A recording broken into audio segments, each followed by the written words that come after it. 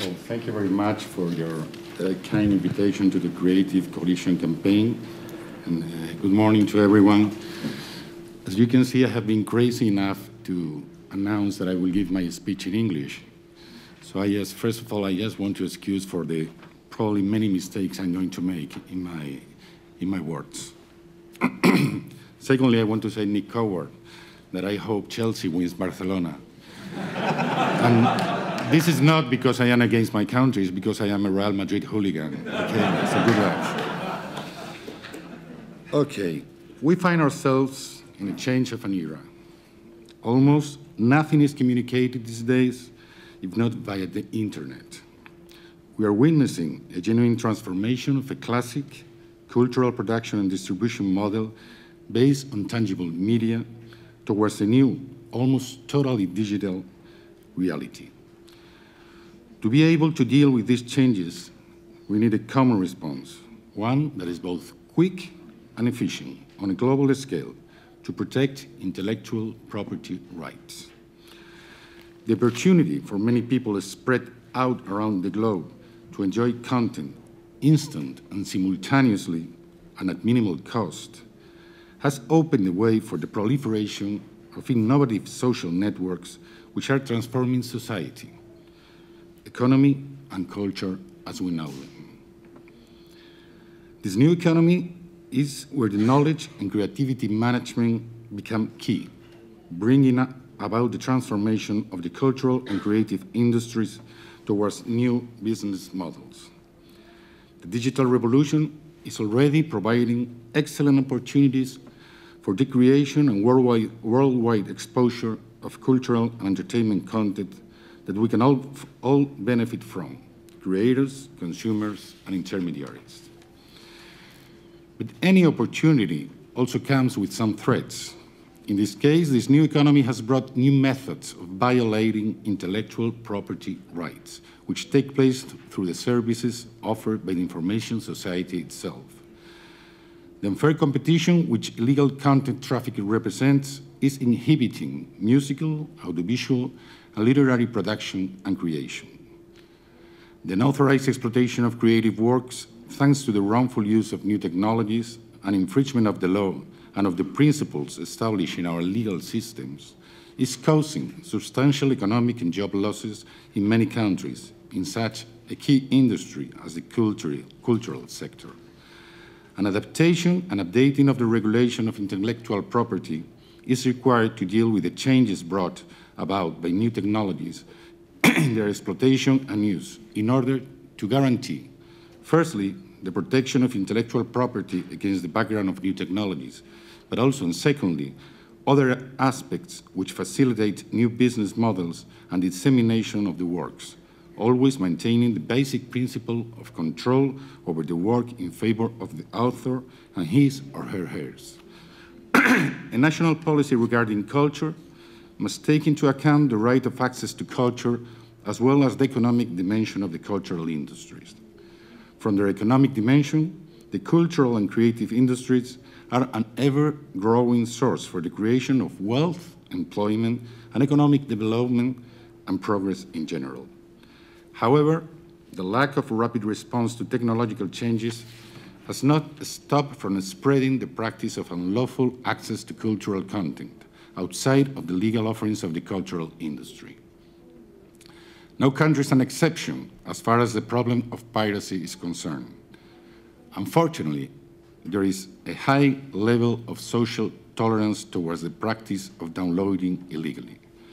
In the case of Spain, and according to our surveys, most of internet users consider that creators are sufficiently well paid through other means and that the internet is nothing other than a way of promoting their creative product.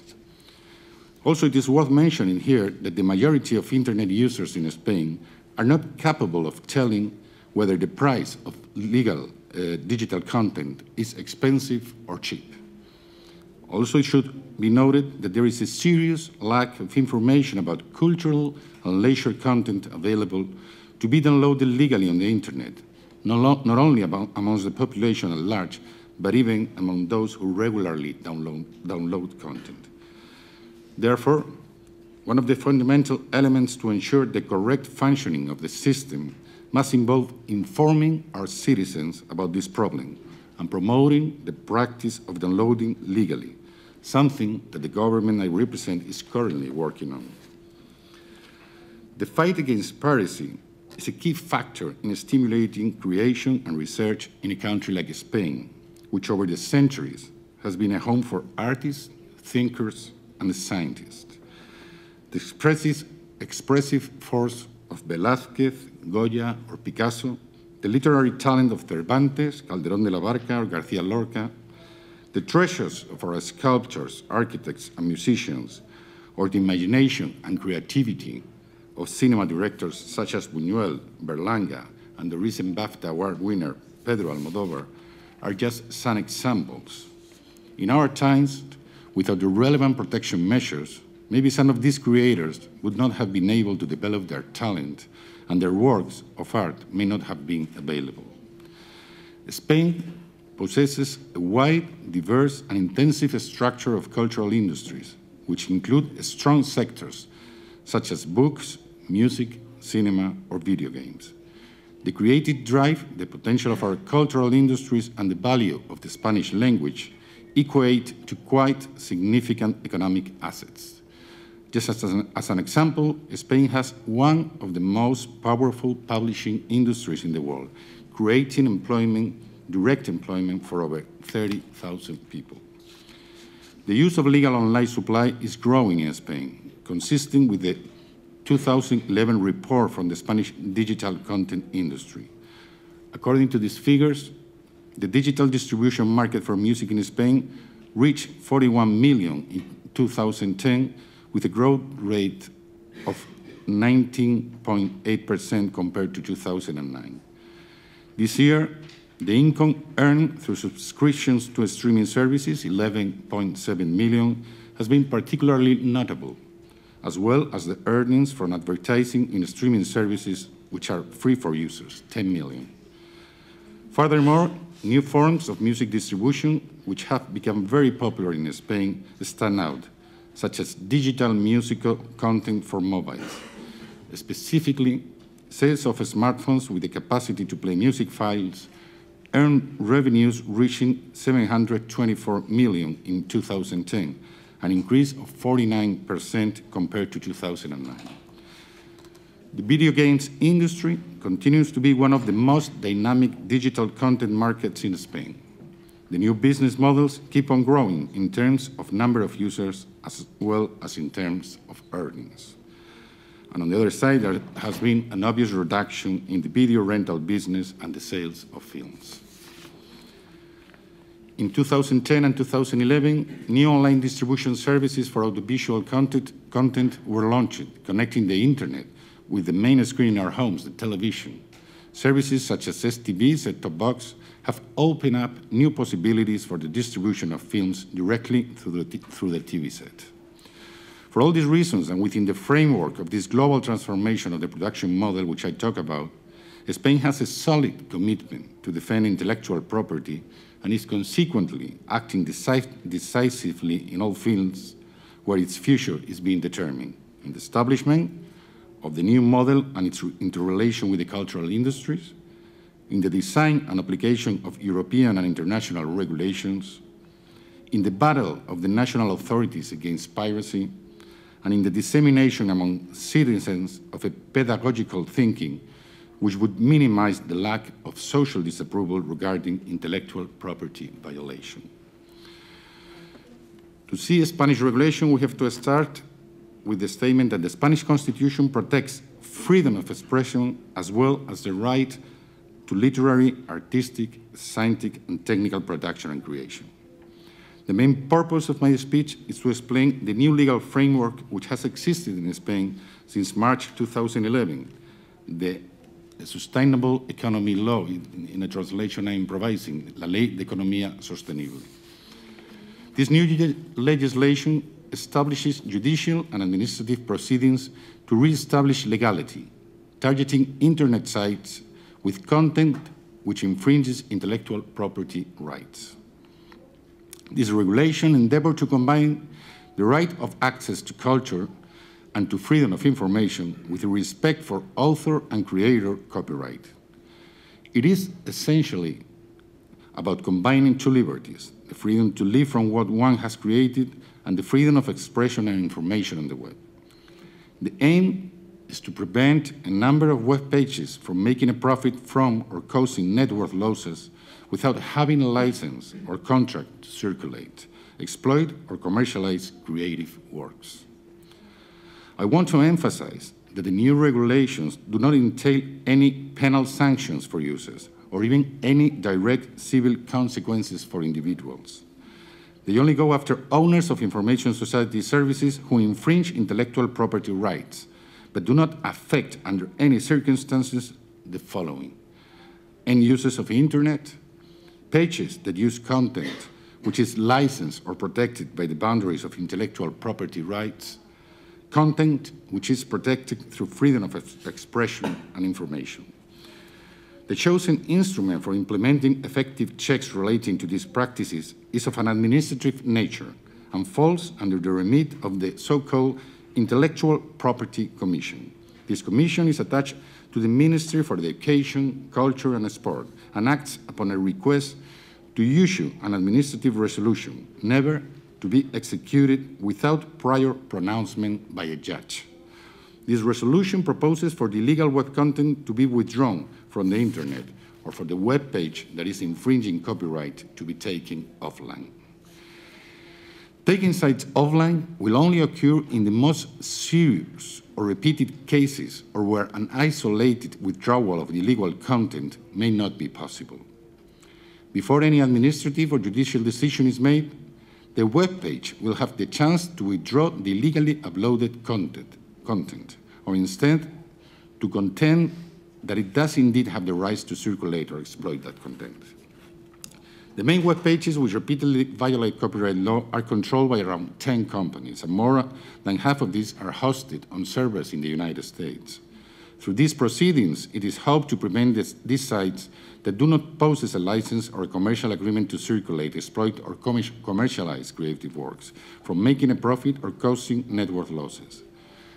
These proceedings can therefore, under no circumstances, be used for other infringements of the judicial system, and certainly not in relation to content which is opinion-based or to do with freedom of expression. The selected Spanish model of proceedings is a responsive one and has been praised and cited by the European Commission as an example for taking on future legislative reforms in this field. It is a fast and efficient model since it can be applied in extraordinarily short time periods and is effective as it lets the judges involved in the process benefit from a continuous communication in a quick and flexible way. Now let's talk about results. The only approval of the Spanish anti-piracy intellectual regulations alone triggered a favorable chain effect, acting as a deterrent. According to data from the Spanish cultural industries, of the main 200 websites that are infringing copyright, targeting their operations at the Spanish users, less than half of them, 93 websites, have continued their activities. 8 no longer contain links to protected content. 10 have withdrawn content which is an infringement, and 81 have directly stopped operating. Since these proceedings came into force, over 300 complaints have been lodged, and all of which are currently being processed. On the same subjects of effective actions, the Spanish government is working on a bill for a new law on intellectual property based on 2 basic principles. Firstly, that any regulation of intellectual property in the 21st century must be based on digital codes. Secondly, that the new law must support talent, creative freedom, and innovation. Yet, legal initiatives are not enough. A global policy is needed which, along with the legal measures, can accomplish other actions. Support for the creation of legal digital supply, creation of a seal of quality easily recognized by users, promotion of awareness and education for users to discourage the infringement of intellectual property rights on the internet, and development of intensive educational campaigns in schools. So summing up, I consider that it is extremely difficult for legal and engaging content to be developed on the internet without the maximum guarantees for those who invest and risk their capital in this business. Owners of intellectual property must be protected against piracy. And Spain has not hesitated to accord maximum importance to the development of a regulatory framework that would guarantee the legal certainty necessary for culture to flourish. This benefits the cultural industries and content, not only in Spain, but around the whole world. Therefore, putting over the two-year period 2010-2011, culminating in the new anti-piracy laws, demonstrate some of the efficacious initiatives taken by the Spanish government. We are a country who has opened the way for a change of model in the struggle against intellectual property rights infringement. Actually, also the European Commission has drawn attention to Spain's proper implementation of the directive on the observance of copyright. So the Spanish government has put forward a specific model for my country, whose objective is to end the practice of mass piracy and to guarantee the growth of economic sector that is so important for my country. We are aware that this is a very important step in the direction of fighting against frequented sites which infringe copyright in Spain.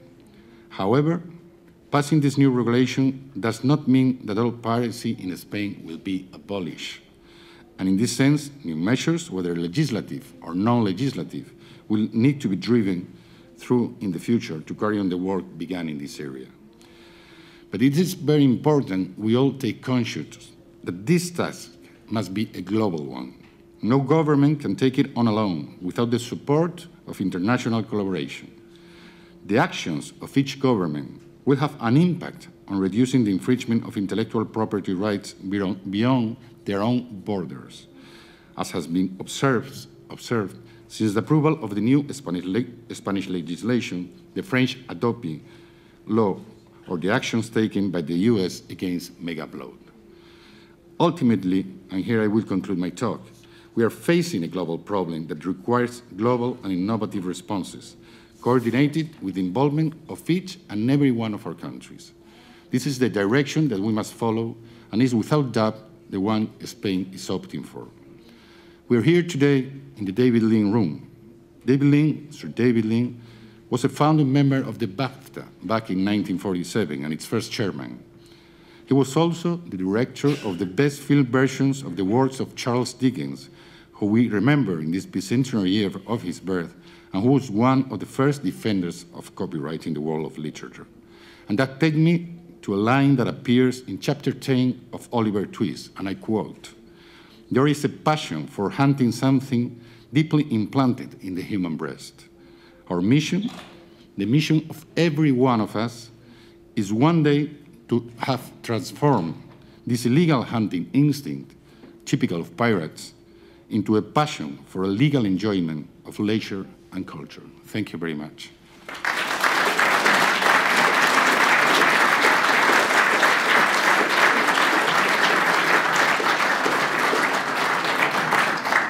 Thank you very much indeed, and thank you especially for doing that in English. I'm sure the audience have appreciated that, and it was perfectly understandable to my ear anyway, so well done for that too. Just two things. When did the Act come into force?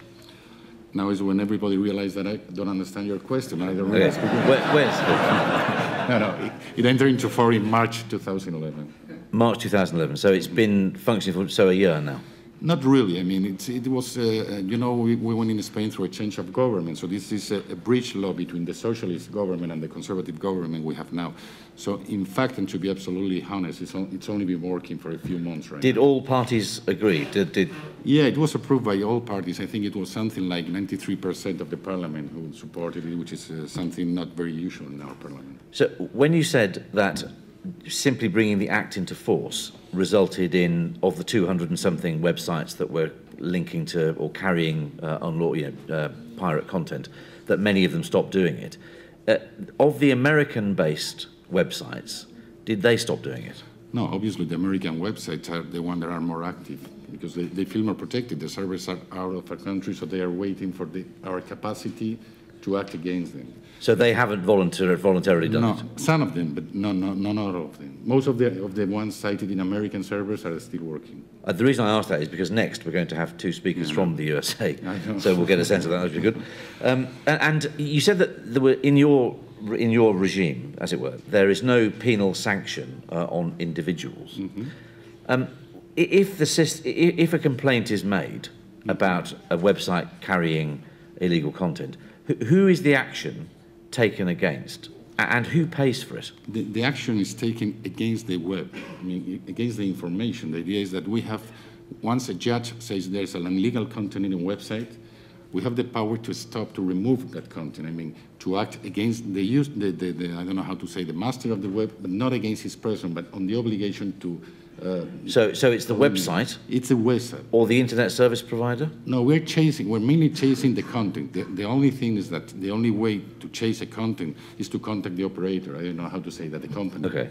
So we have to act against the company, so the company act against the information. Okay. But the final objective is the information. Right. And if the company doesn't act, do you have the power to take it down? If the company doesn't act, it's a judicial decision. It's a judicial supported decision. So it would infringe the law, and it would be sanctioned. Who pays for the process? Well, the process is a particular initiative. So you can charge cost on people. We are finding a very peculiar situation, which is that we are having a lot of false denounces. Okay? False denounces. False denounces. People saying this is illegal content. They want to have the commission busy. Okay. You know what I mean? When it isn't illegal content. Yes, it's not illegal content. It's just I want to keep these people busy so my webpage keeps working. So if you make a false announcement, you have to pay for the cost. You have to evaluate the cost, and you have to pay for the cost. Right. The rest of that is an administrative acting, so it has no cost. And so are those costs substantial?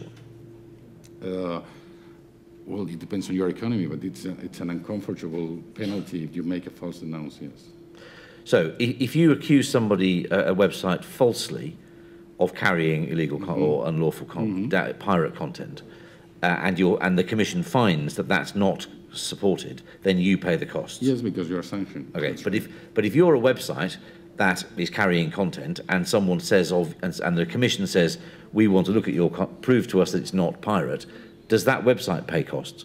No, it has no cost. So is there any reason to be concerned about people, if you like, the English term would be second guessing, deciding in advance not to carry content in case it might be found by the Commission to be unlawful? You can have a responsibility as long as you voluntarily eliminate that content. You are not going to be in a legal procedure that can, at the end, could have create legal problems for the owner of the website. So yes. And lastly, do you have plans to proceed against US-based or foreign-based websites that continue to infringe? You have to proceed against that through the operators. But that's the main idea I want to remark today. This is a global problem. So the collaboration with the US authorities or with any authorities is essential. If you do not collaborate, then there will always be a way of running away of our legislation, the French legislation, the Spanish, the future UK legislation, anyone. If we don't work together, you have to work together any way you look at it. And as things stand, is there any legal way available to you, the Spanish government, of proceeding against American websites? Judicial cooperation, yeah. Judicial cooperation? You have to go through judicial cooperation, through the usual ways of judicial cooperation. Okay. Probably in the future, we'll have to create a specific legal ways or judicial cooperation ways to improve this, but very specific. Now, right now you have the usual ways of judicial cooperation between the countries. Okay. Well, Fernando Benzo-Sainz, again, many thanks indeed, and especially for doing it in English.